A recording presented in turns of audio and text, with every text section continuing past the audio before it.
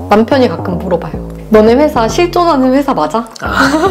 너네 회사 메타버스 같아. 너 대표님 만난 적 있어? 세계에 있는 거 아니야? 안녕하세요, 이러시 제노입니다. 오늘은 제 책에 나오는 걸 도와주신 위키북스 에디터님을 모시고 이야기를 한번 나눠보도록 하겠습니다. 안녕하세요. 안녕하세요. 네, 자기소개 좀 먼저 부탁드릴게요. 저는 위키북스 출판사에서 테크니컬 에디터로 일하고 있는 윤가희라고 합니다. 제 책이 나오게 된 구할은 에디터님이 도와주신 거잖아요. 그렇죠. 네. 제가 컨택이 되게 된 뭐 배경이나 이런 뒷이야기는 저는 모르니까 어떤 일들이 좀 있었는지 혹시 알 수 있을까요?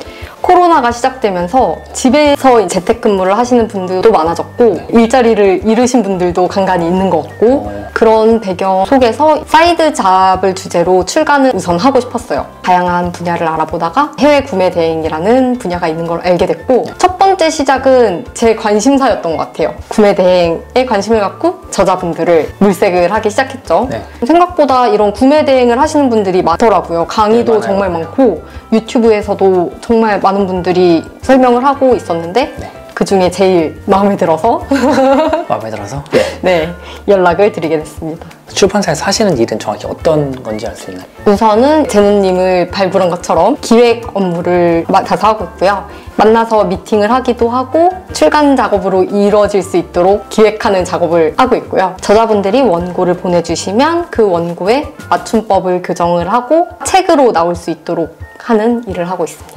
저는 개인적으로 한참 쓰면서도 도대체 이게 책이 될까? 이런 의문이 되게 많았거든요. 근데 몇 번 메일로 왔다 갔다 하면서 책의 형태로 만들어진 걸 딱 받은 순간 아 이게 정말 책이 되는구나 고 느꼈는데 다른 분들의 책을 만들어 주시는 거잖아요. 그 과정에서 어려움이 있다거나 그런 건 없어요? 저희가 한 10명 정도한테 제안을 하면은 그 중에 책으로 성공하는 분들이 한 3-4분밖에 안 되세요. 왜냐면 다른 일을 하시는 분들이 책을 같이 쓰시는 경우가 많기 때문에 다른 일이 바빠지시거나 생각보다 이게 어려운 거죠.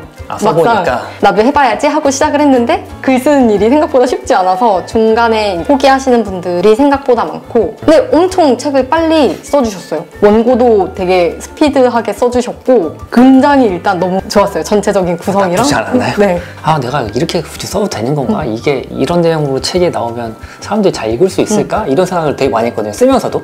문장이 전체적으로 깔끔하고 다행이네요. 배우기 쉽게 잘 써주신 것 같아요. 보신 분들 반응도 나쁘지 않고 전 되게 만족하고 있습니다. 네, 감사합니다. IT 쪽 출신이시잖아요. 공대에 나와가지고 출판사에서 일한다라고 하면 완전히 되게 별개라고 생각을 하잖아요. 저도 공대지만 이해할 수 없는 쪽이 이제 문학 쪽, 출판 이런 거였거든요. 어쩌다가 이렇게 출판사 쪽에 들어가게 되셨는지. 졸업을 하면서 취업 준비를 잠깐 했는데 출판사 쪽은 단 한 번도 생각도 안 해본 그런 쪽이었거든요. 좋다. 당연히 나는 개발자가 될 거야 라고 생각을 했고 저는 개발이 진짜 너무 좋았거든요. 잠깐 자랑을 하자면 1학년 1학기 때 2과목을 제외하고는 전 과목을 A뿔을 받아서 졸업을 했어요. 그래서 당연히 나는 개발도 좋아하고 성적도 좋고 대기업에 가야지 이런 생각을 가지고 있었는데 개발을 가르쳐준 강사님께서 이런 출판사가 있는데 출판사에서 일해보는 건 어때? 라고 제안을 주셨어요. 의외네요. 그분은 어떻게 출판사 쪽을 알고 계셨지? 출판사에서 일할 사람을 구하는 과정에서 강사님께 추천을 해달라고 했는데 제가 추천이 돼서 들어가게 됐습니다. 그러니까 위키북스가 IT 관련 서적들을 많이 내다 보니까 IT 쪽 관련을 아시는 분이 오면 더 좋다라는 게 있었나 보네요. 네, 아무래도 프로그래밍 서적에 문제가 없는지 발견하려면 IT 쪽 지식이 있어야 돼서 컴퓨터학과 출신 중에서 찾으신 것 같아요. 신기하죠. 공대 나와가지고 출판사를 들어가는 것도 신기한데 출판사에서는 공대 출신을 원한다는 것도 전혀 일반인은 상상도 못하는 일이잖아요. 그렇죠. 되게 신기한 케이스네요. 제가 아까 2과목만 A뿔을 못 받았다고 얘기를 드렸잖아요. 그 중에 한 과목이 하필이면 글쓰기였거든요. 그 정도로 이제 저도 글 쓰는 거에 대해서는 정말 문외한이고 모르는 분야고 그래서 고민을 되게 많이 했는데 컴퓨터 프로그래밍도 언어도 되게 많고 분야가 되게 많거든요. 나는 어느 분야로 가면은 좀 내가 재밌게 할 수 있을까가 제일 큰 고민이었는데 출판사에 들어가면은 정말 다양한 책을 볼 수 있는 게 저한테는 너무 큰 메리트로 느껴졌던 것 같아요. 그래서 이제 프로그래머의 꿈을 접고 출판사 쪽으로 들어가게 됐어요. 맞춤법 같은 것도 봐야 되고 뭐 띄어쓰기 이런 것도 봐야 되고 전체 뭐 문장 구조나 이런 것도 본다고 말씀하셨잖아요. 근데 이게 한 번도 해보지 않은 사람은 어려울 거잖아요. 근데 처음에 이거 어떻게 적응을 하셨어요? 처음에는 저보다 먼저 오신 에디터 분께서 되게 많은 도움을 주셨고 한 권의 책을 같이 작업을 하면서 많이 배워나갔고 글쓰기가 그렇게 막 단기간에 늘어나는 그런 건 아닌 것 같더라고요. 한 10년 정도 했으니까 이제 다른 분들도 비슷한 것 같아요. 비슷한 부분에서 맞춤법을 틀리고 그러다 보니까 맞춤법 제일 어려운 것 같아요. 맞춤법 띄어쓰기는 나이 아무리 많이 먹어도 틀린 거 다 틀리더라고요. 저도 교정하면서는 틀린 걸 잘 잡는데 제가 문장을 쓸 때는 항상 틀리는 부분에서 계속 틀리더라고요. 그쵸. 더 어려워요. 어려운 거 너무 하시는 것 같아요. 지금 출판사를 들어가셨는데 재택근무를 하고 계시잖아요. 네. 저희 회사가 출판단지 내에 있어요. 네. 대중교통으로 조금 이용하기가 어려운 곳에 있는데 초반엔 저도 일을 배워야 되니까 주 5일 출근을 했고 출판단지로 들어가는 버스가 2대밖에 없어요. 홍대에서. 그래요? 그래서 출판단지에 출근하는 모든 분들이 줄을 되게 길게 쓰시고 출퇴근을 하는데 그 시간이 조금 오래 걸리다 보니까 대표님이랑 팀장님께서 그러면 일주일에 3번 정도만 출근을 해도 괜찮을 것 같다 이렇게 하시면서 점점 출근 횟수가 줄었던 것 같고요. 본격적으로 완전히 재택근무를 하게 된 건 제가 갑작스럽게 임신을 하게 됐어요. 그러면 이제 그냥 집에서 일하세요 해가지고 완전히 재택근무로 일을 하게 됐습니다. 회사 입장에서는 솔직히 갓 들어오신 지 얼마 안 되는 직원분이 갑자기 임신하셨다 이런 소식을 들으면 그냥 선뜻 뭐 재택근무하세요라고 말하기 좀 어렵잖아요. 그쵸. 분위기상. 근데 어떻게 그것도 선뜻 이해해 주셨네요. 네. 대표님 대단한 분이시네요. 진짜 대단한 분이십니다. 그래서 지금까지도 대부분의 직원들이 다 재택하고 계시는 거죠? 대표님, 팀장님을 제외하고는 다 재택근무를 하고 그 이후로 또 재택근무를 하시는 분이 2분이 더 들어오셨어요. 요즘에는 또 코로나랑 이렇게 딱 맞아 떨어져가지고 그냥 전원재택 이렇게 된 건가요? 네. 하여튼 되게 재밌는 케이스인 것 같아요. 출판사도 재택을 할 수 있구나라는 걸 저도 처음 느꼈어요. 아이를 돌보면서 집에서 일하는 게 쉽지 않잖아요. 집에서 저는 일을 하더라도 혼자 방에 들어가서 일을 하는데 그래도 집에 있으면 좀 어려운 부분이 있거든요. 주변에 보이는 것들이 막 TV도 보일 수도 있고 뭐 나가면 뭐 냉장고 여러 가지 뭐 먹기도 하고 뭐 거실 나가면 놀거리들이 많잖아요. 근데 이제 애까지 있으면 그 돌보는 시간들이 쉽지는 않을 텐데 그런 것들은 좀 어떠셨어요? 처음에 이제 아이가 생긴 부분도 일단 적응을 제가 해야 되는 부분이었고, 그러니까 재택근무를 떠나서 그러한 환경도 처음이었고, 아이와 함께 재택근무를 하는 것도 어떻게 보면 처음이잖아요. 그쵸. 그래서 시작하고 초반 3년은 적응하는데 정말 힘들었던 것 같아요.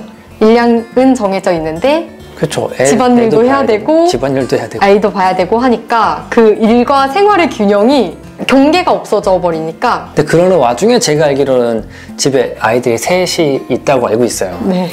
근데 이제는 좀 적응이 되신 거예요? 이제는 적응도 다 됐고 어느 시간부터 어느 시간까지는 일을 꼭 해야겠다. 이 시간에는 다른 일에 방해를 받지 않아야겠다. 이런 규칙도 나름대로 정해서 지내고 있고 그다음에 아이들이 커서 어린이집에 가고 난 후로는 조금 자리를 잡은 것 같아요. 살짝 시간들을 내가 컨트롤할 수 있는 그런 노하우가 생긴 거네요. 어떻게 보면. 코로나 때는 제가 너무 겁이 나니까 애들을 안 보냈거든요, 어린이집을.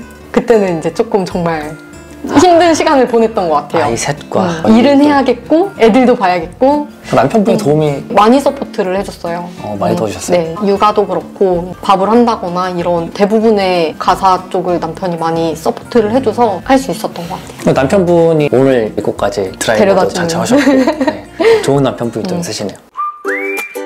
제가 조만간 이사 계획이 있거든요. 어디로 가시는 거예요? 태안으로 가게 됐어요. 태안이요?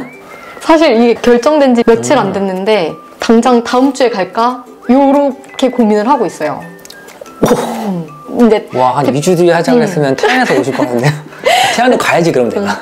대표님한테 어제 얘기했거든요. 저 아무래도 태안으로 가야 될 것 같습니다. 가래요. 그쵸. 어디서 일해도 상관이 없으니까. 뭐 일만 제대로 해준다면 뭐 사람들 미팅하고 이럴 게. 일산에서 서울에 가는 시간이나 지방에서 서울에 가는 시간이나 생각보다 다르지 않더라고요. 그럼 또 집도 안 하고 다 하셔야 되잖아요. 그냥 계약을 하고 왔어요. 태안에 간 김에. 빠르다. 워낙 결정을 너무 잘하시는 것 같아가지고. 아니, 내려간 김에 계약을 하고 올라왔어요. 쉬운 일이 아니잖아요, 사람이. 와. 시골이다 보니까 매물이 없어요. 그래서 내가 고민하는 사이에 없어지고 이게 없어지면은 언제 갈 수 있을지 모르겠다. 기약이 없구나. 라는 생각에 고민할 여력이 없었다. 마음을 먹어도 힘든데 그쵸. 마음 먹고 가서 계약까지 딱 하고 올라오셨다는 게 너무 신기했고. 말씀 되게 잘하시는데. 원래 얘기하는 거 되게 좋아했었는데 말하는 방법을 잃어버린 것 같아요. 그래요? 왜일까요? 이게 재택근무의 최대 단점. 저 사람들이랑 덜 만나요. 10년 전에는 모임을 정말 많이 다녔어요. 프라이버를 많이 다녔었고. 그런 모임을 주최하기도 하고 컨퍼런스를 직접 맡아서 주최하는 것도 좋아하고 그랬었는데 요즘 최대 고민이에요. 다시 그렇게 모임에 나가고 싶고. 그 생각은 못 해봤네. 재택근무의 최대 단점은 그건 것 같아요. 재택을 함으로 해서 사람들을 덜 만나다 보니 사람들을 만나는 게 어려워진다. 남편이 가끔 물어봐요. 너네 회사 실존하는 회사 맞아? 너 대표님 만난 적 있어? 너네 회사 메타버스 같아. 없는 가상 회사. 세계에 있는 거 아니야? 하긴 뭐 그러겠네. 10년을 같이 지내셨는데 출근하는 걸 거의 못 봤을 거 아니야? 저희 직원이 저 포함해서 6명 정도 되는데 대표님은 그래도 1년에 한두 번 정도는 만나거든요. 그리고 팀장님은 그래도 최근에 근 1년 사이에 한 번 봤어요. 한 5, 6년 만에 뵙는 와. 거였고 나머지 한 분은 마지막으로 본 게 한 9년 전인 것 같아요. 9년 전이요? 잘 기억이 안 나요. 회사 10년 다녔는데 9년 전이라고? 계속 같이 일은 하고 있지만 이렇게 실제로 만난 게 정말 오래전이고. 아니 그 정도 되면 중간에 만나고 싶다 뭐 이러지 않아요? 한번 모이자 이런 얘기 안 하나요? 그분이 제주도에서 일을 하셨어요. 오랜 시간. 그래서 만나기가 쉽지 않았던 것 같고 다른 두 분은 못 만나봤어요. 네. 그러니까 한 번도 얼굴도 본 적 없는 그런 사람들끼리 같이 일을 하고 있는 거잖아요. 그것도 참 특이한. 아무튼 대표님 궁금해. 결국은 대표님 궁금해. 대표님 너무 궁금해. 대표님 인터뷰 한번 해주셨으면 좋겠어요. 네, 재밌을 것 같아요. 저도 대표님한테 여쭤본 적이 없거든요. 왜 이렇게 재택근무를 쿨하게 해주셨냐 뭐 이런. 최근에 한 달 살기를 발리로 갔다 오셨는데 심지어 아이 셋과 남편분을 이렇게 집에 두고 너무 좋았어요. 디지털 노마드의 성지 코워킹 스페이스에서 같이 뭐 일도 하고